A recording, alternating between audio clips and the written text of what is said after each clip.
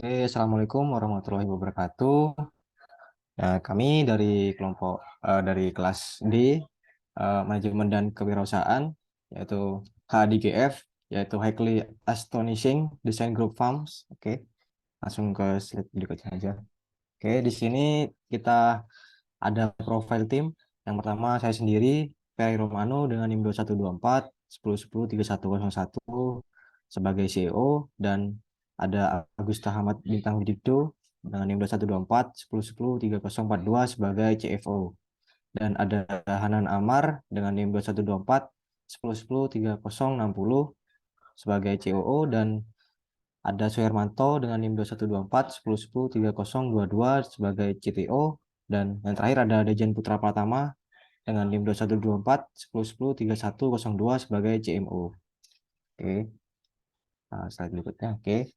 Nah, ini ada produk kami yaitu HADGF, yaitu High Quality Aston Design Group Farms, yaitu membuat suatu usaha startup dengan nama HDGF, yakni produk yang bergerak di bidang fashion, lebih tepatnya yakni kaos berkualitas tinggi dengan harga yang merakyat. Dan desain pada produk kami sendiri ini mengikuti tren yang ada, yang sedang naik pada saat ini, sehingga model-model ini akan lebih cocok bagi anak muda zaman sekarang yang menyukai desain dengan tren yang terbaru, yang viral gitu maksudnya. Dan pembentukan usaha ini bertujuan untuk memenuhi keinginan masyarakat yang menyukai kaos berdesain unik, aneh, dan kreatif. Oke, nah untuk masalah sendiri dari produk kami ditemukan yang pertama yaitu masalahnya minat pembeli untuk memesan desain kaos. Yang kedua, ketidakpuasan customer itu sendiri. Lalu yang ketiga ada masih belum dikenal nama brand atau branding yang memiliki nama usaha yang ingin dibangun. Nah, untuk solusi dari produk kami sendiri yaitu dengan mengadakan promo setiap kaosnya dan meningkatkan minat customer seperti memberikan potongan harga, yaitu diskon. Lalu dengan memberikan keunggulan-keunggulan di desainnya, dibuat semenarik mungkin untuk di pembelinya. Lalu memberikan kualitas yang terbaik serta produk yang bagus dengan dari mendongkrak nama brand sendiri yang baru merintis. Lalu dengan memerhatikan target customer dan memberikan promosi baik secara langsung maupun bisa sosial media. Lalu yang terakhir ada memperhatikan satu hal yaitu kebutuhan dari kami sendiri, memastikan terlebih dahulu untuk seberapa dibutuhkannya kaosnya, lalu atau tidak kami akan menawarkan kepada yang berminat. Oke, untuk desain bisnis confess-nya akan dijelaskan oleh teman saya.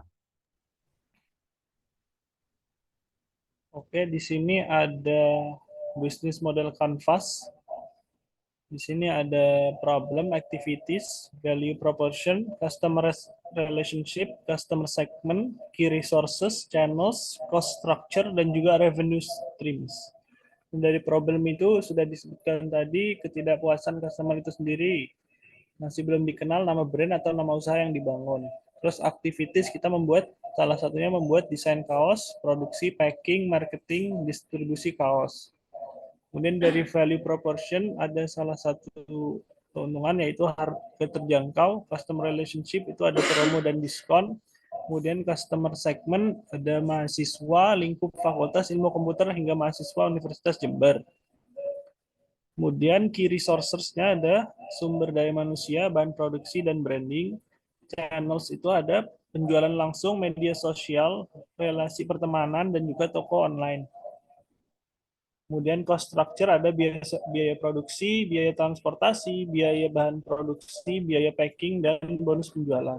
Kemudian revenue stream berasal dari keuntungan transaksi, yaitu berasal dari dana pribadi dan berasal dari dana pribadi.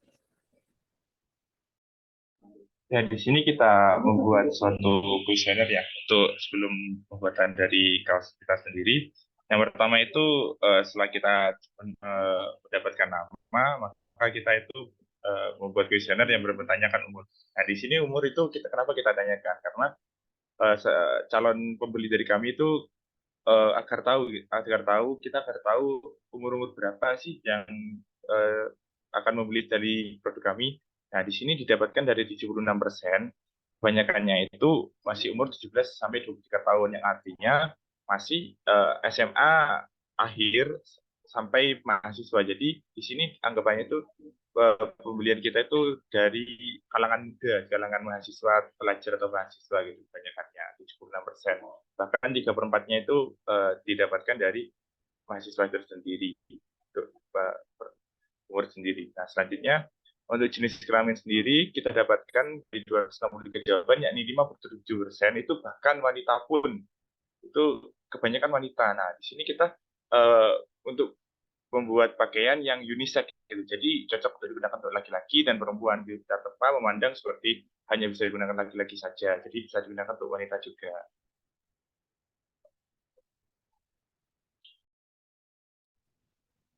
Oke, kemudian pertanyaan yang ketiga, kita menanyakan kepada konsumen seberapa sering Anda membeli pakaian setiap bulannya. Nah, jadi dari range 1 sampai 5 didapatkan data tertinggi untuk responden membeli pakaian setiap bulannya adalah 1, yakni jarang. Nah, kebanyakan dari responden kita itu mengisi atau menuliskan jawaban yang jarang.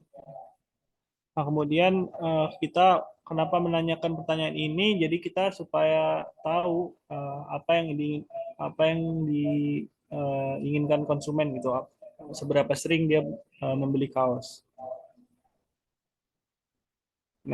Nah, kemudian kita menanyakan juga seberapa sering untuk penggunaan kaos kepada konsumen.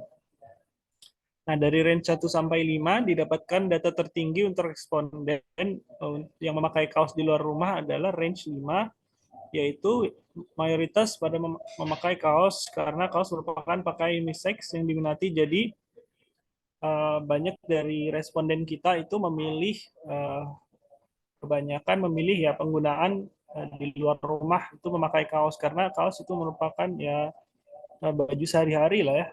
Nah, kalau kemana-mana kita menggunakan kaos yang simple, nggak ribet, itu tinggal pakai.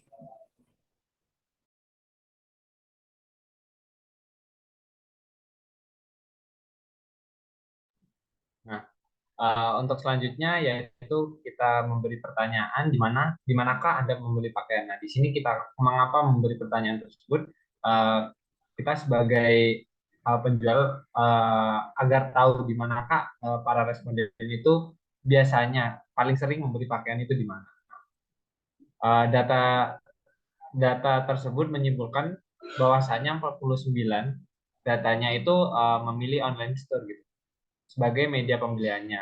Misal kemungkinan dari para responden itu mungkin di online store itu kayak Shopee, lalu Tokopedia, Blibli dan lain-lain itu. Next.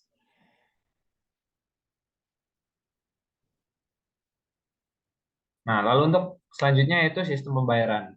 Apa yang sering digunakan? Nah, dari banyaknya data sebanyak 33,5%, 88 orang dari seluruh responden memilih pembayaran tunai. Kebanyakan dari responden ini memilih sistemnya tunai. Next. Oke, baik. Selanjutnya adalah dari kami sendiri itu membuat pertanyaan yaitu model kaos apa yang disukai. Nah, kebanyakan responden memilih untuk menyukai model teks simple. Jadi dari 263 responden, 177 orang memilih teks simple atau model simple text seperti itu. Next. Nah, berikutnya adalah kemasan apa yang disukai. Nah, dari kebanyakan responden itu memilih bentuk box seperti itu. Jadi sebanyak 51% dari 263 responden memilih kemasan box. Dan untuk sisanya yaitu 44,9% itu memilih kemasan plastik dan lain-lain seperti itu. Next.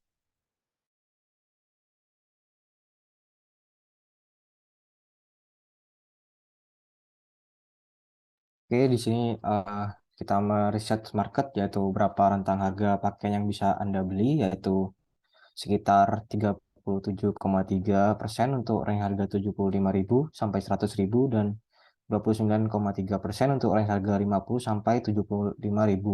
Lalu ada 19,4% untuk range harga di atas 100.000 dan 14,1% untuk range harga di bawah 50.000. Jadi untuk responden yang di sini itu yang paling banyak range harga rentan pakaian yang bisa dibeli itu antara 75 sampai 100.000. Seperti itu. Oke, next.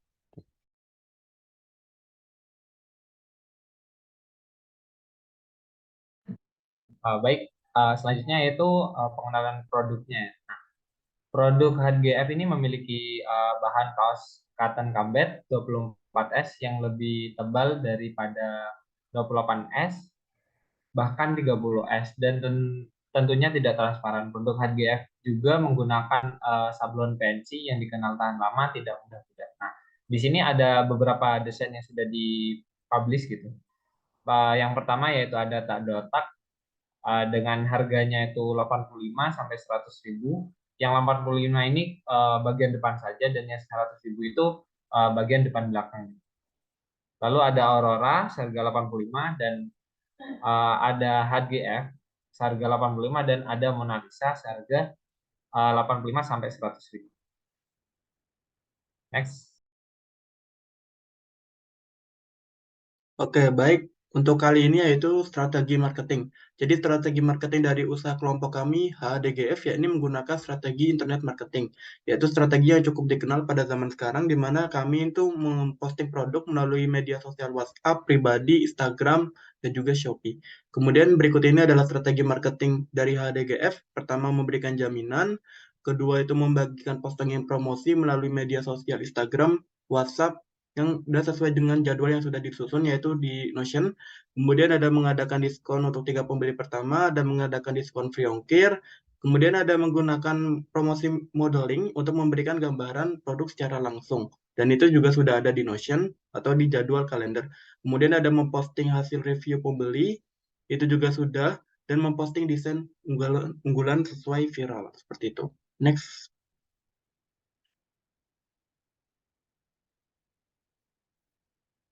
Nah, berikutnya, ini adalah salah satu implementasi dari strategi marketing yang sudah kita atau kelompok HDGF lakukan, yaitu pertama kita juga meng-share mengenai produk kami dan juga mengenai kuesioner juga itu ke grup-grup.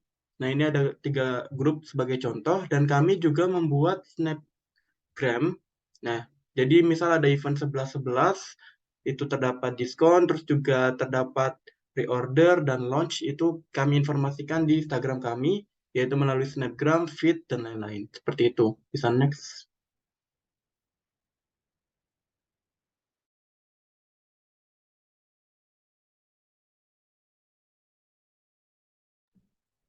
Baik, di sini untuk sosial medianya kita pakai Instagram dan Shopee untuk penjualannya. Nah, di sini ada beberapa postingan yang sudah diposting pada Instagram seperti welcome, lalu di sini ada bahan kaos jenis sablon dan jenis desain, lalu ada grand launching dan beberapa produk yang sudah didesain dan sudah dipublish ke Instagram. Lalu untuk Shopee-nya juga dari 4 produk itu udah di publish ke Shopee juga.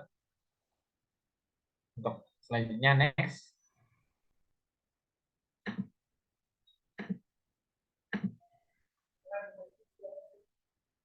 Nah, di sini ada Instagram Story, jadi kayak launch, stay tune, lalu pre-order, dan lain-lain itu kita kebanyakan mengupload story pada Instagram. Nah, di sini ada beberapa arsip story yang sudah diupload seperti yang sudah dilihat pada gambar.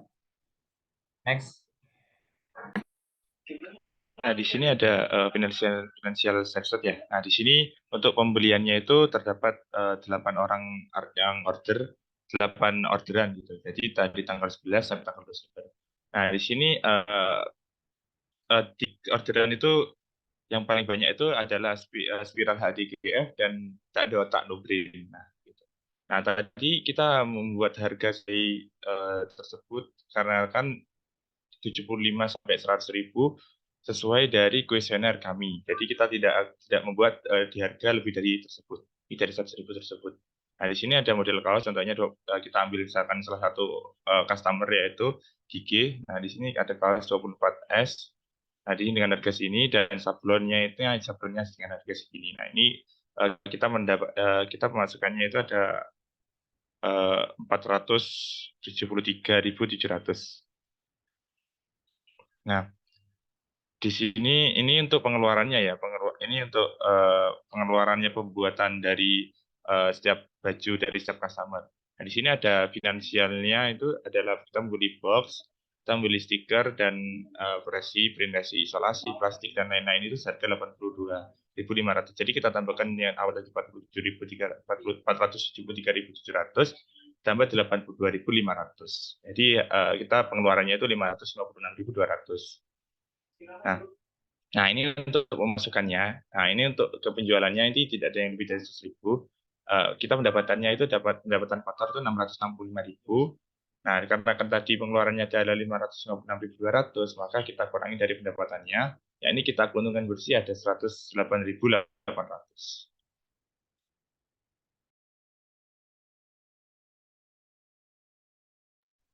Nah, kemudian ini hasil beberapa transaksi dari konsumen HDG sendiri. Ini ada customer pertama yang sebelah kiri ini. Dia membeli baju HDGF Spiral logo.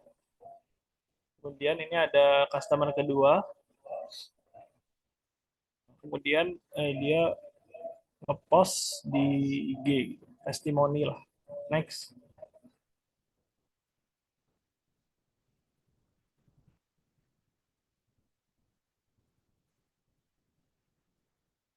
Next. Nah, kemudian ini ada transaksi lagi dari produk HDGF testimoni. Di sini belanja di Shopee, kemudian ada belanja di WA. Ini satu orang beli 3. Next.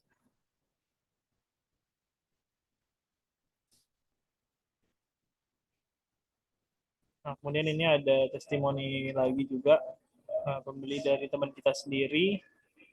Ini foto ketika dia memakai bajunya. Next. Oke, baik.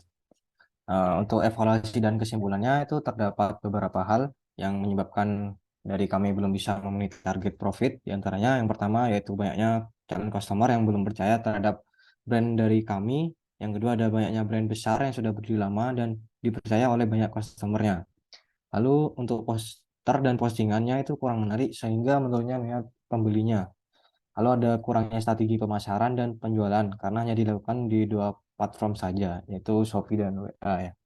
Lalu untuk labanya sendiri itu penjualannya yang sangat kecil. Lalu ada yang terakhir yaitu harga penjualan yang cenderung kurang stabil karena terlalu banyak memberikan promo demi menarik pelanggannya. Nah, dari evaluasi yang sudah dijelaskan tadi, dari produk kami sendiri itu akan terus melakukan perbaikan ke depannya, dimulai dari pembuatan poster dan postingan promosi yang menarik, dan memperluas lagi jaringan promosinya, yaitu memanfaatkan lebih banyak lagi platform medsos untuk dipromosikan.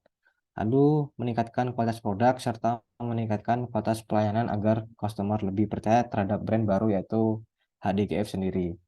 Nah, tidak sampai berakhirnya masa perkuliahan semester 3 ini, dari mata kuliah MKW ini kami akan melanjutkan usaha kami ke depannya dengan menambah personil atau anggota dari HDGF sendiri. Nah, mungkin untuk presentasi dari kelompok kami itu, nah ini ada foto dari uh, anggota kami saat produksinya. Mungkin itu saja dari kami, dari HDGF. Saya akhiri. Wassalamualaikum warahmatullahi wabarakatuh.